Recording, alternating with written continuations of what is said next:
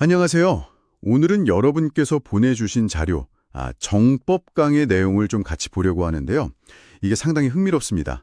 우리가 사는 공간의 기운을 느끼는 법, 그리고 또 아침 명상을 통해서 삶의 에너지 질량 자체를 바꿀 수 있다. 뭐 이런 관점이거든요.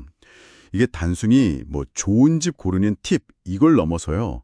우리의 어떤 내적 상태가 현실의 기회나 만남에까지 영향을 준다고까지 얘기를 해요. 이 기운이라는 게 대체 뭘까요? 어떻게 관리하라는 건지 오늘 한번 같이 좀 파헤쳐 보죠. 먼저 이사 얘기부터 해볼까요? 자료 보면 집 고를 때 뭐 가격, 위치 이런 것만 보지 말고 그 공간에서 느껴지는 편안함, 이게 진짜 중요하다고 하거든요. 가서 잠깐 앉아봤는데 마음이 편하면 그럼 내 자리? 좀 불편하고 산만하면 내 땅이 아니다. 이런 거죠. 네, 맞아요.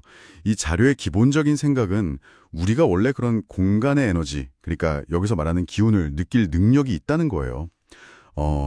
기운이라는 게 뭐랄까? 그 장소나 사람이 가진 좀 고유한 분위기, 생명력, 뭐 이렇게 이해하면 좀 쉬울 것 같아요. 그래서 자료에서도 새 집 보러 가면 구조만 휙 보지 말고, 잠깐이라도 한 5분에서 10분 정도 눈을 감거나 좀 차분히 머물면서 그 공간의 기운을 느껴보라고 하죠.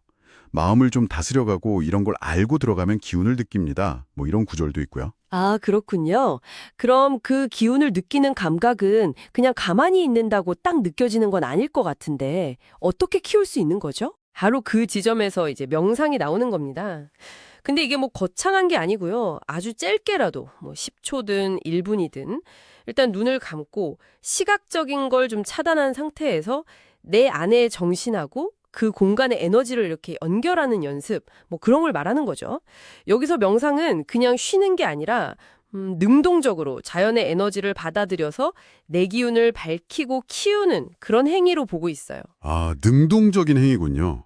특히 그 아침 시간을 강조하는 부분이 좀 인상 깊었어요.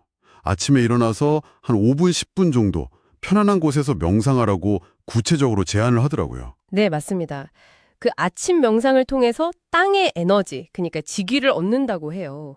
그래서 자기 에너지의 질량이 좋아진다, 이렇게 설명을 하죠. 에너지 질량이요? 그게 뭔가요? 뭐랄까, 개인의 에너지적인 어떤 무게감이나 품질, 이런 개념으로 볼 수 있을 것 같아요. 근데 이게 재밌는 게 그 질량이 좋아지면 만나는 사람, 뭐 다가오는 기회, 심지어 돈 같은 물질적인 에너지의 흐멍까지도 이게 다 긍정적으로 바뀐다는 거예요. 와, 내 자신의 에너지가 좋으면 다가보는 에너지들이 질들이 바뀌어요. 딱 이 말이 그 관점을 보여주는 거죠. 야, 단순히 마음이 편안해지는 걸 넘어서 내 에너지의 질량 자체가 바뀌고 그게 현실적인 부분, 뭐 돈까지 영향을 미친다니. 이거 정말 좀 대담한 주장인데요. 그러면서 에너지 종류도 나누던데요. 물질, 비물질 뭐 이렇게요. 네네, 그거 중요해요. 음식 같은 걸로 얻는 육체적인 기운, 이건 이제 물질 에너지고요. 또 다른 하나는 지식이나 뭐 천기, 텐치 같은 비물질 에너지, 이렇게 구분을 하죠. 근데 특히 주목할 점은 지식을 엄청나게 강력한 비물질 에너지로 본다는 거예요. 지식이요? 네. 이 자료에서는 지식이라는 에너지가 사람이나 정제, 뭐 심지어 핵무기 같은 아주 거대한 물질적인 힘까지 움직일 수 있다. 이렇게 단언을 해요.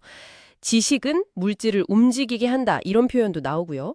그리고 명상은 바로 이런 비물질적인 자연의 에너지를 받아들이는 어떤 통로다. 이렇게 보는 거죠. 그럼 이 자료의 관점에서 보면 우리가 공부를 한다는 건 단순히 정보를 막 쌓는 게 아니라 세상을 움직일 수 있는 아주 강력한 비물질 에너지를 축적하는 행위, 뭐 이렇게 볼 수도 있겠네요. 흥미롭네요. 그러면서 결국 강조하는 건 남한테 의존하지 말고 스스로 힘을 길러야 된다, 이런 거죠. 정확해요. 전부 다 자기의 기본적인 힘은 가지고 살 줄 알아야 된다. 이 말이 딱 핵심이죠. 그리고 너무 조급해하지 말라고도 해요. 처음부터 뭐 명산이다, 기운 센 곳이다 이런 데 찾아다니기보다 일단 내가 사는 집의 기운부터 제대로 느끼고 다스리는 게 순서라는 거죠. 먼저 내 주변부터요. 네. 왜냐면 준비가 안 된 상태에서 너무 강한 기운을 만나면 오히려 그게 좀 스파크가 일어나갖고 몸을 망치게 돼. 뭐 이런 식으로 해로울 수도 있다고 경고도 하거든요. 그렇군요. 무조건 센 기운이 좋은 건 아니네요. 그렇죠. 단계가 있다는 거죠. 네.